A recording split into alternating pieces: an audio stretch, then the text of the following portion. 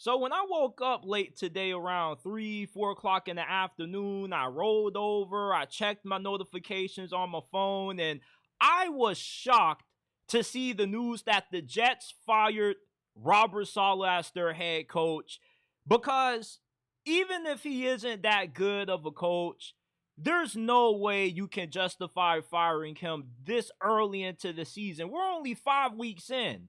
And he wasn't the reason why the Jets lost to the Minnesota Vikings last week. It was a pretty close game. The defense showed up. As a matter of fact, the Vikings offense had their worst performance of the entire season against Robert Saleh's defense. The defense was not the problem. Robert Saleh is a defensive-minded head coach. And when the best side of the ball is the area that you specialize in, that shows that you somewhat are capable as a head coach.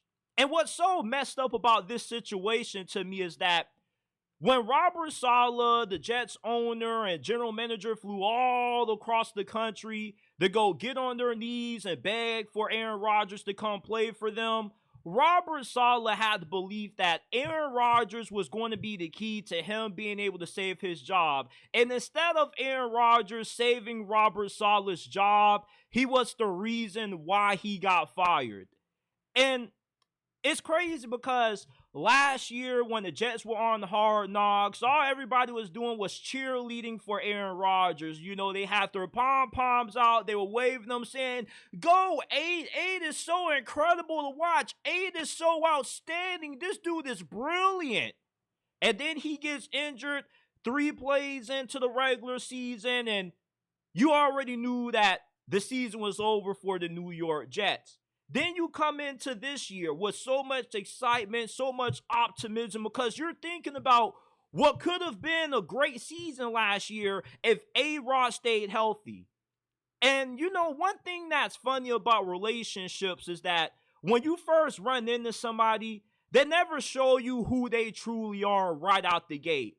But once you get past the honeymoon phase and that person really starts to show you who they truly are, that's when you realize that, you know, this relationship isn't going to work out. And I realized after that Thursday night game when the Jets clobbered the Patriots, after Aaron Rodgers threw that touchdown, he was walking off the field towards the sidelines. Robert Saleh tried to dap him up, give him a hug, and Aaron Rodgers pushed the dude off him, pretty much saying, hey, bro, what the hell are you doing? Don't touch me. That's when I realized the Jets were going to be a disaster this season. The defense was not the problem. The problem is that you got a quarterback that has a stronghold over this organization. And anytime you're in a position like Robert Saleh, where you got to go beg a guy to come play for you to save your job, you lose all the leverage in that situation. Anytime Robert Saleh has spoken out about anything pertaining to Aaron Rodgers always overrules him because he has the power in this situation. You need me more than I need you. It's the philosophy that Aaron Rodgers had. Think about the things that Aaron Rodgers has done with no consequences. Missing days of mandatory minicamp to go do ayahuasca. You kidding me? That shows you who is running this operation. It's a circus going on in the New York Jets franchise right now when Aaron Rodgers is the ringleader and Joe Douglas, their owner, and Robert Saleh, they were puppets. And the thing about being the ringleader is that you get to pick and choose who you can get rid of. And Robert Saleh was the first clown to get kicked out of the Jets circus. And I'm really upset with it because Robert Saleh is not a bad head coach in my eyes. He may not be great, but the defense was always great. The only thing he could never get right was the quarterback situation. And Aaron Rodgers let this dude down. That's what nobody wants to admit about this situation. Aaron Rodgers let down Robert Saleh. he was supposed to help this brother save his job, and instead, he throws 3 interceptions against the Minnesota Vikings. He looks awful against the Denver Broncos, but yet Robert Saleh is the dude who gets the pink slip. What about his best friend, Nathaniel Hackett, a doofus as an offensive coordinator? He's the large reason why the New York Jets suck right now, because they don't have a competent offense due to the dummy that's calling the plays. But he doesn't get fired along with Robert Saleh, although he's part of the problem because he's best buds with Aaron. Why is it that Aaron Rodgers gets to have his way? Like he's deserved any of this. He doesn't deserve to have to say that he currently has right now in the Jets organization. And you got to be downright foolish to believe that A-Rod didn't kind of play his hand in Saleh losing his job. You know, this owner, he was all in on Aaron Rodgers. He still is all in on him. Anytime he talks, he's talking about getting the offense right. So this was a firing that was made to appease Aaron Rodgers. And there's nothing else that you can say to say otherwise, because look at the dynamic of this relationship between Saleh and Rodgers. On Thursday Night Football, Robert Saleh, nice-looking guy, tried to give Aaron Rodgers a hug just for him to shove him off him. That is not a good relationship. You know, and Robert Saleh could have handled things a lot differently with how he went about addressing some of the problems that he had with Aaron Rodgers. Not everything needs to be brought to the media. I do feel like Robert Saleh kind of talked too much as a head coach to the press. Certain matters you handle or you address them in-house. If you have a problem with Aaron Rodgers' cadence, you don't let the media know it. You let Aaron Rodgers know it behind closed doors. Aaron Rodgers is such a diva that he's one of those quarterbacks that if you just throw a little bit of constructive criticism his way, he gets offended by it. You know, like this is one of those people that he's not the easiest to get along with. You know, he's really irritable, has a really big ego, and he feels like he knows more about football than anybody else in that organization, apparently, because when he got there, he gave the Jets a list of players that he wanted, Allen Lazard and a couple of other pieces, and they appeased him by going ahead and getting every single one that he wanted. That shows you who's running this operation. So if Aaron Rodgers has had all this leverage leading up to this point, you mean to tell me that the owner didn't run it by him before he went ahead and fired Robert Saleh, that he was going to get rid of him? Come on, man. Aaron Rodgers had a little bit of say-so on Robert Saleh keeping his job. And it's really disappointing that he didn't hold up his end of the bargain. The defense has played good up to this point. Aaron Rodgers and the offense haven't. So Robert Saleh held up his end of the bargain. The defense was great. The offense still sucked because Aaron Rodgers didn't want to get rid of his best friend, that's the OC. Robert Saleh and everybody in that organization, before the season started, wanted to find a way to keep Nathaniel Hackett from being able to call plays without having to outright fire him. And instead, Aaron Rodgers is saying, no, like if he goes, I'm going. That's BS. You know, even if Robert Saleh has an awful record, the defense was always great. You can scrutinize and criticize him all you want to, but Aaron Rodgers failed Robert Saleh. He has not played up to the level of expectations coming into this season. And I really disagree with how the New York Jets have handled the matter. You're 2-3. You only lost by 1 possession to the Vikings last week. You acting like you got blown out 63-0. It's one thing to lose a 1-possession game. It's another to get blown out. When the Raiders embarrassed the Chargers on Thursday Night Football last year, that was a loss that was warranted of somebody getting fired. Losing to Minnesota when your defense holds the Minnesota Vikings to the worst offensive showing of the season, just for your star quarterback, the savior of your franchise supposedly, to throw 3 interceptions. I just feel like this was a really emotional decision by the Jets ownership, and I really think it's going to come back to cost them, because Aaron Rodgers isn't going to be playing any better, people. Aaron Rodgers has finally met Father Time. He's been knocking on the door for A-Rod for a while, and He now is ready to come collect. And once Father Time comes for you, there's nothing you can do to escape it. We've seen Father Time get Drew Brees, Big Ben, Peyton Manning, Eli Manning as well. Like, when it's your time to go, it's your time to go. And it looks like it's, the last that we are about to see of Aaron Rodgers in the NFL this season. And it pains me to say this because once Aaron Rodgers retires, I'm not going to have any more quarterbacks that I watched growing up from my childhood in the league anymore. He's the last of the era that I grew up watching football on when I was a kid. And I'm rooting for Aaron Rodgers to succeed, but firing a coach only 5 weeks in, it's just a really dumb move that makes no sense to me. And Aaron Rodgers got this man fired.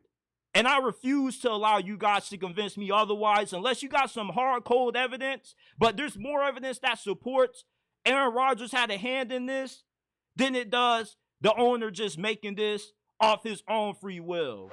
The Patriots are finally starting Drake Maye at quarterback against the worst team that you probably could start a rookie QB against, that being the Houston Texans, who have one of the best defenses in the league when it comes to getting after the quarterback and stopping the pass. Meanwhile, the Patriots, over their past 3 games, have given up an average of 5 sacks per contest. This is not the kind of situation that you walk a rookie quarterback into.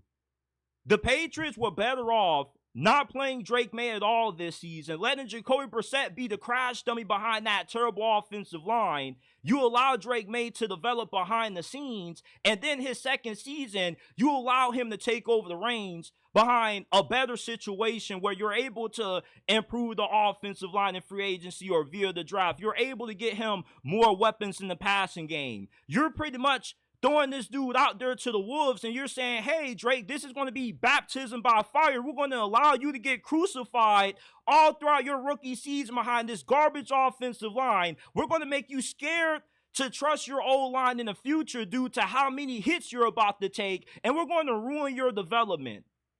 This is career suicide that the Patriots are doing right now by throwing Drake Maye out there against one of the NFL's top defenses. If you were going to start Drake Maye, you should have done it against the Jacksonville Jaguars because their defense doesn't have a damn pulse right now. You're really about to start one of the youngest quarterbacks in the league, somebody that was really raw coming out of college, and you're going to make him start against Derek Stingley, Danielle Hunter, Will Anderson. What kind of sense does this make?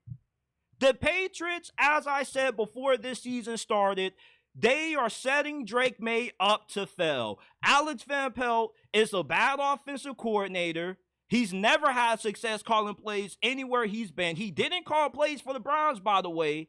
Even though you're the offensive coordinator, it doesn't necessarily mean that you call the plays. The only time it's been documented he called the plays was in the late 2000s for the Buffalo Bills in like 2008, 2009, one of those years. And they had one of the worst offenses statistically in the league that season in every category.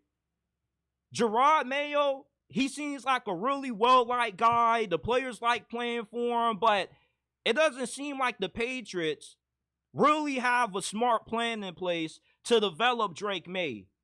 It's way too early to be throwing this dude out there, and the Patriots, you can say that they don't have anything to lose by throwing Drake Maye out there, but they actually do. You could lose Drake Maye's confidence by allowing him to go out there, struggle behind the offensive line that can't protect them with one of the worst receiving corps in the league. This is not an environment that is conducive to a young quarterback being able to thrive. You are better off rolling with Jacoby Brissett for the rest of the year. If he's not good, so what?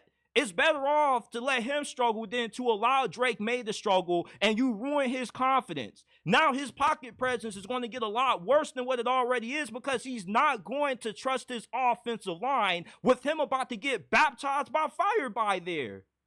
I mean, it's the NFL. Everybody gets to hit. Everybody got to get hit, but no quarterback this young into his career is going to be able to properly handle getting sacked 7-8 times a game. Does that make any sense? For the amount of Patriots fans out there that believe that Drake Maye is going to be the guy, he should be starting, you're probably going to be the same people within the next month or so who end up saying that Drake Maye is a bust. We made a bad decision drafting him where we did because he's not good. But yeah, you're the same people out here that right now are yelling that he needs to start just for you to turn on him in a month or so because he's in a terrible situation. But you're not going to want to hear that.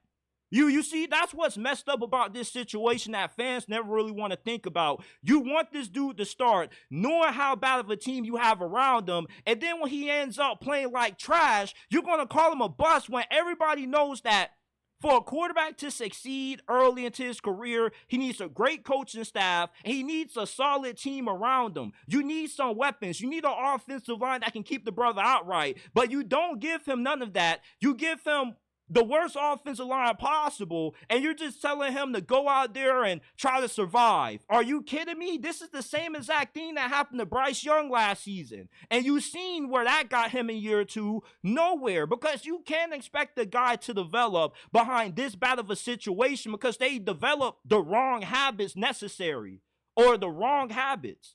When you have a quarterback that has an offensive line that's going to get him destroyed and he can't trust him enough to step up in the pocket, it ruins his development because he'll never be able to have that same level of trust ever again, even when you improve that position. You are ruining Drake Maye right now with what you're doing, starting him against one of the best defenses in the National Football League. All of the exotic looks that DeMeco Ryans is going to be throwing at him, Drake Maye is not about to have a good debut. It's going to look really ugly. And when it does, I'm going to come back and tell y'all Patriots fans that were clamoring for this dude to start that you made the wrong decision. You should have kept throwing Jacoby Brissett out there.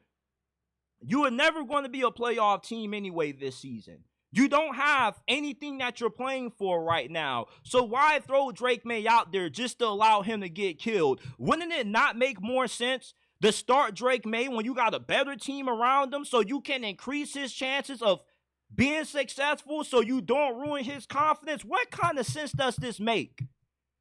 For as much flack as what Bill Belichick got for, how inept he seemed to be on the offensive side of the football, Gerard Mayo, the apple doesn't fall too far from the tree when it comes to him as well. Because this team sucks. They have given up 5 sacks per game in their last 3 contests. They give Jacoby Brissett the lowest amount of time to throw the football from within the pocket. And you think that Drake Maye is going to make this team any better? Come on, man. Let's use some critical thinking skills here right now, people. This is not a good idea. This is career suicide that the Patriots are doing right now to Drake Maye. Throwing this brother out there to get killed by the Houston Texans, and for the rest of the season behind that tragedy of an offensive line is going to be the downfall of Drake Maye's career in New England, and is why the Gerard Mayo regime, the post-Belichick era, is going to start off being a massive disaster. You should have kept Bill Belichick if this is what your plan was going to be, because you're no better this season than what you were last year. This team just doesn't seem to know what the hell they're doing with Bill Belichick now being out of the building. You can blame Bill Belichick all you want to for Brady's departure and the downfall once he left, but Bill Belichick is the greatest head coach in NFL history, and he's just as responsible for all those championships that Brady won in Foxborough as well. Let's stop trying to discredit this dude just because a lot of people love Tom Brady more than they love Bill Belichick. For you to succeed as a quarterback, you gotta have a good head coach. You can't name a single all-time great quarterback that has won championships that didn't have a good head coach. There's never been a great head coach to win a Super Bowl with a bad head coach, but there's never been a good head coach that hasn't been able to win with a bad quarterback. That shows you how important it is when you have a good head coach. And this is not a good environment for a guy like Drake Maye to succeed. A bad offensive line, one of the worst receiving corps in the NFL, with the defensive-minded head coach. This is going to be a disaster.